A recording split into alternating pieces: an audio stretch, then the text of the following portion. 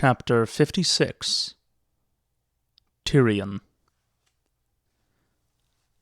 Chella, daughter of Chake of the Black Ears, had gone ahead to scout, and it was she who brought back word of the army at the crossroads.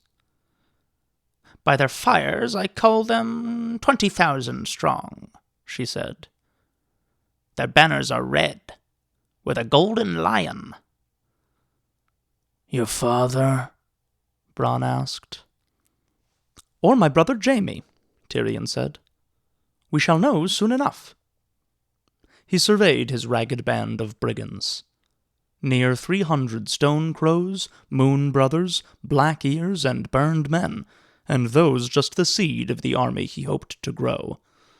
Gunthor, son of Gurn, was raising the other clans even now. He wondered what his lord father would make of them in their skins and bits of stolen steel. If truth be told, he did not know what to make of them himself. Was he their commander or their captive? Most of the time it seemed to be a little of both. "It might be best if I rode down alone," he suggested. "Best for Tyrion, son of Tywin," said Ulf, who spoke for the Moon Brothers. Shagga glowered, a fearsome sight to see. "Shagga, son of Dolf, likes this not. Shagga will go with the boy man, and if the boy man lies, Shagga will chop off his manhood." "And feed it to the goats, yes," Tyrion said wearily. "Shagga, I give you my word as a Lannister I will return." "Why should we trust your word?" Chella was a small, hard woman, flat as a boy and no fool. "Lowland lords have lied to the clans before." "You wound me, Chella," Tyrion said. "Here I thought we had become such friends. But as you will. You shall ride with me, and Shagga, and Con for the Stone Crows, Ulf for the Moon Brothers, and Timett, son of Timett, for the Burned Men." The clansmen exchanged wary looks as he named them. "The rest shall wait here until I send for you.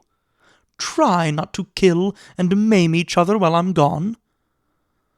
He put his heels to his horse and trotted off, giving them no choice but to follow or be left behind. Either was fine with him, so long as they did not sit down to talk for a day and a night. That was the trouble with the clans. They had an absurd notion that every man's voice should be heard in council, so they argued about everything, endlessly. Even their women were allowed to speak.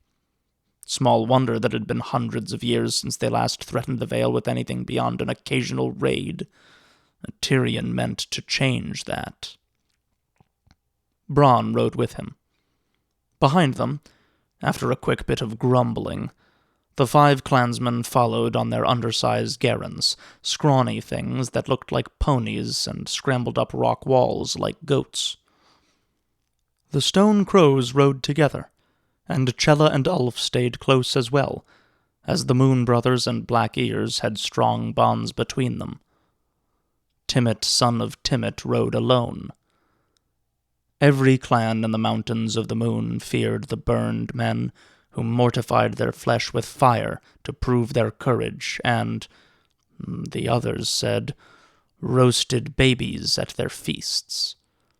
And even the other Burned Men feared Timett, who had put out his own left eye with a white-hot knife when he reached the age of manhood. Tyrion gathered that it was more customary for a boy to burn off a nipple, a finger, or, if he was truly brave or truly mad, an ear. Timett's fellow Burned Men were so awed by his choice of an eye that they promptly named him a Red Hand, which seemed to be some sort of a war chief. "I wonder what their king burned off," Tyrion said to Bronn when he heard the tale. Grinning, the sellsword had tugged at his crotch. But even Bronn kept a respectful tongue around Timett. If a man was mad enough to put out his own eye, he was unlikely to be gentle to his enemies. Distant watchers peered down from towers of unmortared stone as the party descended through the foothills, and once Tyrion saw a raven take wing. Where the high road twisted between two rocky outcrops, they came to the first strong point. A low earthen wall, 4 feet high, closed off the road, and a dozen crossbowmen manned the heights. Tyrion halted his followers out of range and rode to the wall alone. "Who commands here?" he shouted up. The captain was quick to appear, and even quicker to give them an escort when he recognized his lord's son. They trotted past blackened fields and burned holdfasts, down to the riverlands and the green fork of the Trident. Tyrion saw no bodies, but the air was full of ravens and carrion crows. There had been fighting here, and recently. Half a league from the crossroads, a barricade of sharpened stakes had been erected, manned by pikemen and archers. Behind the line, the camp spread out to the far distance. Thin fingers of smoke rose from hundreds of cook fires. Mailed men sat under trees and honed their blades, and familiar banners fluttered from staffs thrust into the muddy ground. A party of mounted horsemen rode forward to challenge them as they approached the stakes. The knight who led them wore silver armor inlaid with amethysts, and a striped purple and silver cloak. His shield bore a unicorn sigil, and a spiral horn 2 feet long jutted up from the brow of his horsehead helm. Tyrion reined up to greet him. "Sir Flemont?" Sir Flemont Brax lifted his visor. "Tyrion," he said in astonishment. "My lord, we all feared you dead, or—" He looked at the clansman uncertainly. "These companions of yours?" "Bosom friends and loyal retainers," Tyrion said. "Where will I find my lord father?" "He has taken the inn at the crossroads for his quarters." Tyrion laughed. The inn at the crossroads. Perhaps the gods were just after all. "I will see him at once." "As you say, my lord." Sir Flemont wheeled his horse about and shouted commands. 3 rows of stakes were pulled from the ground to make a hole in the line. Tyrion led his party through. Lord Tywin's camp spread over leagues. Cella's estimate of 20,000 men could not be far wrong. The common men camped out in the open, but the knights had thrown up tents, and some of the high lords had erected pavilions as large as houses. Tyrion spied the red ox of the Presters, Lord Crakehall's brindled boar, the burning tree of Marbrand, the badger of Liddon. Knights called out to him as he cantered past, and men-at-arms gaped at the clansmen in open astonishment. Shagga was gaping back. Beyond a certainty, he had never seen so many men, horses, and weapons in all his days. The rest of the mountain brigands did a better job of guarding their faces, but Tyrion had no doubt that they were full as much in awe. Better and better.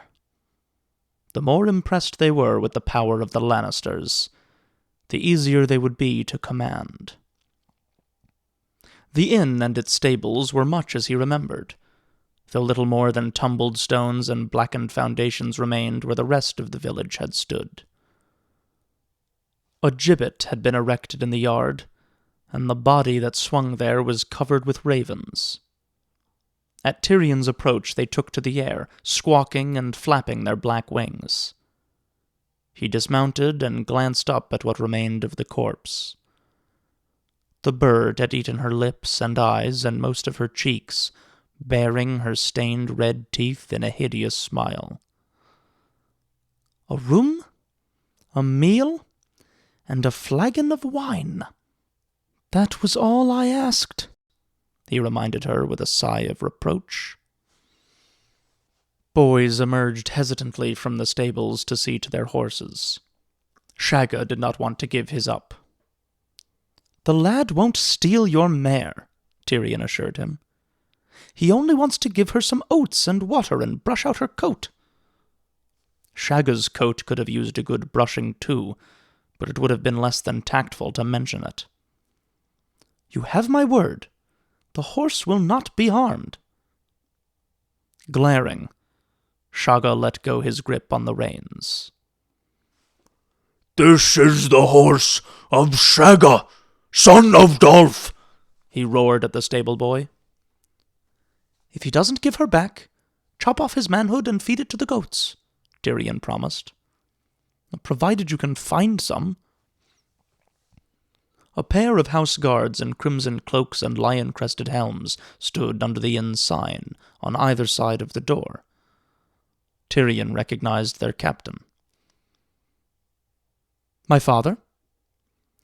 "In the common room, my lord." "My men will want meat and mead," Tyrion told him. "See that they get it." He entered the inn. And there was father. Tywin Lannister, Lord of Casterly Rock and Warden of the West, was in his middle 50s, yet hard as a man of 20. Even seated, he was tall, with long legs, broad shoulders, a flat stomach. His thin arms were corded with muscle. When his once thick golden hair had begun to recede, he had commanded his barber to shave his head. Lord Tywin did not believe in half measures. He razored his lip and chin as well, but kept his side whiskers, two great thickets of wiry golden hair that covered most of his cheeks from ear to jaw. His eyes were a pale green, flecked with gold. A fool more foolish than most had once jested that even Lord Tywin's shit was flecked with gold. Some said the man was still alive, deep in the bowels of Casterly Rock. Sir Kevan Lannister, his father's only surviving brother, was sharing a flagon of ale with Lord Tywin when Tyrion entered the common room. His uncle was portly and balding, with a close-cropped yellow beard that followed the line of his massive jaw. Sir Kevan saw him first. "Tyrion," he said in surprise. "Uncle," Tyrion said, bowing. "And my lord father, what a pleasure to find you here." Lord Tywin did not stir from his chair, but he did give his dwarf son a long, searching look. "I see that the rumors of your demise were unfounded." "Sorry to disappoint you, father," Tyrion said. "No need to leap up and embrace me. I wouldn't want you to strain yourself." He crossed the room to their table, acutely conscious of the way his stunted legs made him waddle with every step. Whenever his father's eyes were on him, he became uncomfortably aware of all his deformities and shortcomings. "Kind of you to go to war for me," he said as he climbed into a chair and helped himself to a cup of his father's ale. "By my lights, it was you who started this," Lord Tywin replied. "Your brother Jaime would never have meekly submitted to capture at the hands of a woman." "That's one way we differ, Jaime and I. He's taller as well, you may have noticed." His father ignored the sally. "The honor of our house was at stake. I had no choice but to ride. No man sheds Lannister blood with impunity." "Hear me roar," Tyrion said, grinning. The Lannister words. "Truth be told, none of my blood was actually shed, although it was a close thing once or twice. Morrick and Jick were killed." "I suppose you will be wanting some new men." "Don't trouble yourself, father. I've acquired a few of my own." He tried a swallow of the ale. It was brown and yeasty, so thick you could almost chew it. Very fine, in truth. A pity his father had hanged the innkeep. "How is your war going?" His uncle answered. "Well enough for the nonce. Sir Edmure had scattered small troops of men along his borders to stop our raiding, and your lord father and I were able to destroy most of them piecemeal before they could regroup." "Your brother has been covering himself with glory," his father said. "He smashed the Lords Vance and Piper at the Golden Tooth, and met the massed power of the Tullys under the walls of River Run. The Lords of the Trident have been put to rout. Sir Edmure Tully was taken captive, with many of his knights and bannermen. Lord Blackwood led a few survivors back to River Run, where Jaime has them under siege. The rest fled to their own strongholds." "Your father and I have been marching on each in turn," Sir Kevin said. "With Lord Blackwood gone, Raventree fell at once, and Lady Went yielded Harrenhal for want of men to defend it. Sir Gregor burnt out the Pipers and the Brackens." "Leaving you unopposed?" Tyrion said. "Not wholly," Sir Kevin said. "The Mallisters still hold Seaguard, and Walder Frey is marshalling his levies at the Twins." "No matter," Lord Tywin said. "Frey only takes the field when the scent of victory is in the air, and all he smells now is ruin. And Jason Mallister lacks the strength to fight alone. Once Jaime takes Riverrun, they will both be quick enough to bend the knee. Unless the Starks and the Arryns come forth to oppose us, this war is good as won." "I would not fret overmuch about the Arryns if I were you," Tyrion said. "The Starks are another matter. Lord Eddard—" "Is our hostage," his father said. "He will lead no armies while he rots in a dungeon under the Red Keep."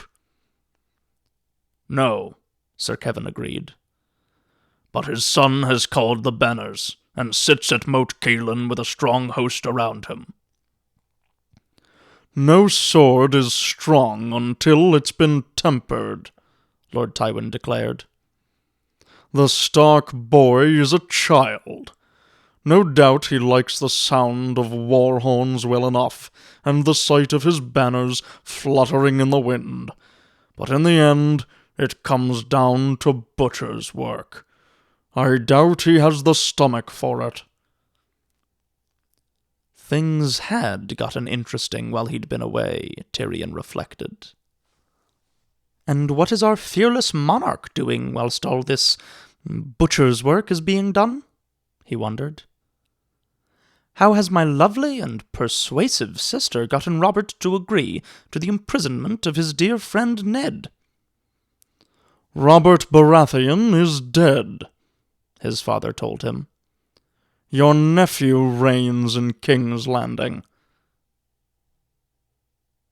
That did take Tyrion aback. "My sister, you mean?" He took another gulp of ale. The realm would be a much different place with Cersei ruling in place of her husband. "If you have a mind to make yourself of use, I will give you a command," his father said. "Mark Piper and Carol Vance are loose in our rear, raiding our lands across the Red Fork." Tyrion made a tisking sound. "The gall of them!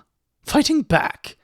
Ordinarily, I'd be glad to punish such rudeness, father, but the truth is, I have pressing business elsewhere." "Do you?" Lord Tywin did not seem awed. "We also have a pair of Ned Stark's afterthoughts making a nuisance of themselves by harassing my foraging parties. Beric Dondarrion, some young lordling with delusions of valor.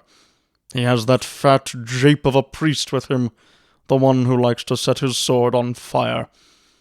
Do you think you might be able to deal with them as you scamper off, without making too much of a botch of it?"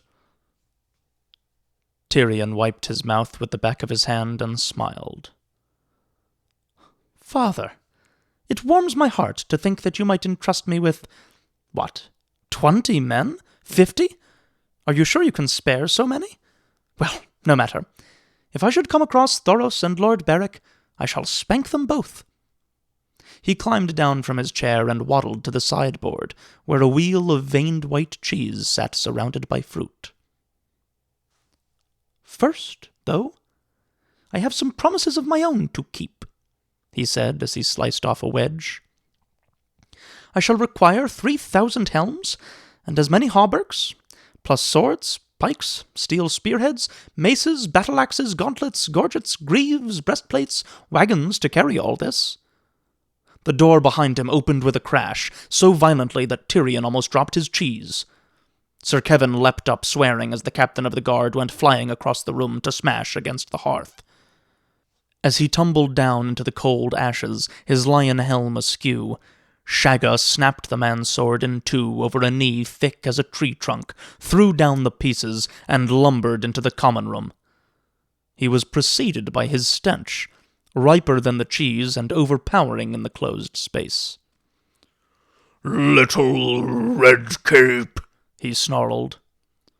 "When next you bear steel on Shagga, son of Dolph, I will chop off your manhood and roast it in the fire." "What? No goats?" Tyrion said, taking a bite of cheese. The other clansmen followed Shagga into the common room, Bronn with them. The sellsword gave Tyrion a rueful shrug. "Who might you be?" Lord Tywin asked, cool as snow. "They followed me home, father," Tyrion explained. "May I keep them? They don't eat much." No one was smiling. "By what right do you savages intrude on our councils?" demanded Sir Kevin. "Savages, Lowlander? Khan might have been handsome if you washed him. We are free men, and free men by rights sit on all war councils." "Which one is the Lion Lord?" Chella asked. "They are both old men," announced Timett, son of Timett, who had yet to see his 20th year. Sir Kevin's hand went to his sword hilt, but his brother placed 2 fingers on his wrist and held him fast. Lord Tywin seemed unperturbed. "Tyrion, have you forgotten your courtesies? Kindly acquaint us with our honored guests." Tyrion licked his fingers. "With pleasure," he said. "The fair maid is Chella, daughter of Chake, of the Black Ears." "I'm no maid," Chella protested. "My sons have taken 50 ears among them." "May they take 50 more." Tyrion waddled away from her. "This is Con, son of Korat. Shagga, son of Dolph, is the one who looks like Casterly Rock with hair. They are the Stone Crows. Here is Ulf, son of Umar, of the Moon Brothers, and here Timett, son of Timett, a red hand of the Burned Men. And this is Bronn, a sellsword of no particular allegiance. He has already changed sides twice in the short time I've known him. You and he ought to get on famously, father." To Bronn and the clansmen he said, "May I present my lord father, Tywin, son of Tytos, of House Lannister, Lord of Casterly Rock, Warden of the West, Shield of Lannisport, and once and future Hand of the King." Lord Tywin rose, dignified and correct. Even in the west, we know the prowess of the warrior clans of the Mountains of the Moon. What brings you down from your strongholds, my lords?" "Horses," said Shagga. "A promise of silk and steel," said Timett, son of Timett. Tyrion was about to tell his lord father how he proposed to reduce the Vale of Arryn to a smoking wasteland, but he was never given the chance. The door banged open again. The messenger gave Tyrion's clansman a quick, queer look as he dropped to one knee before Lord Tywin. "My lord," he said, "Sir Adam bid me tell you that the Stark host is moving down the causeway." Lord Tywin Lannister did not smile. Lord Tywin never smiled, but Tyrion had learned to read his father's pleasure all the same, and it was there on his face. "So the wolfling is leaving his den to play among the lions," he said in a voice of quiet satisfaction. "Splendid. Return to Sir Adam and tell him to fall back. He is not to engage the Northerners until we arrive, but I want him to harass their flanks and draw them farther south." "It will be as you command." The rider took his leave. "We are well situated here," Sir Kevin pointed out. "Close to the ford and ringed by pits and spikes. If they are coming south, I say let them come, and break themselves against us." "The boy may hang back or lose his courage when he sees our numbers," Lord Tywin replied. "The sooner the Starks are broken, the sooner I shall be free to deal with Stannis Baratheon. Tell the drummers to beat assembly, and send word to Jaime that I am marching against Robb Stark." "As you will," Sir Kevin said. Tyrion watched with a grim fascination as his lord father turned next to the half-wild clansman. "It is said that the men of the mountain clans are warriors without fear." "It is said truly," Khan of the Stone Crows answered. "And the women," Chella added. "Ride with me against my enemies, and you shall have all my son promised you, and more," Lord Tywin told them.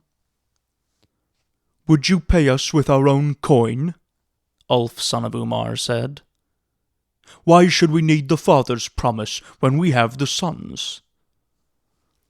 "I said nothing of need," Lord Tywin replied. "My words were courtesy, nothing more. You need not join us. The men of the Winterlands are made of iron and ice, and even my boldest knights fear to face them."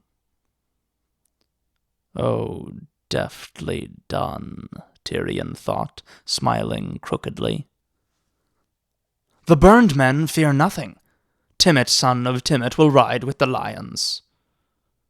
"Wherever the burned men go, the Stone Crows have been there first," Khan declared hotly. "We ride as well." "Shagga, son of Dolph, will chop off their manhoods and feed them to the crows." "We will ride with you, Lion Lord," Chella, daughter of Chake, agreed. "But only if your half-man son goes with us. He has bought his breath with promises. Until we hold the steel he has pledged us, his life is ours." Lord Tywin turned his gold-flecked eyes on his son. "Joy," Tyrion said with a resigned smile.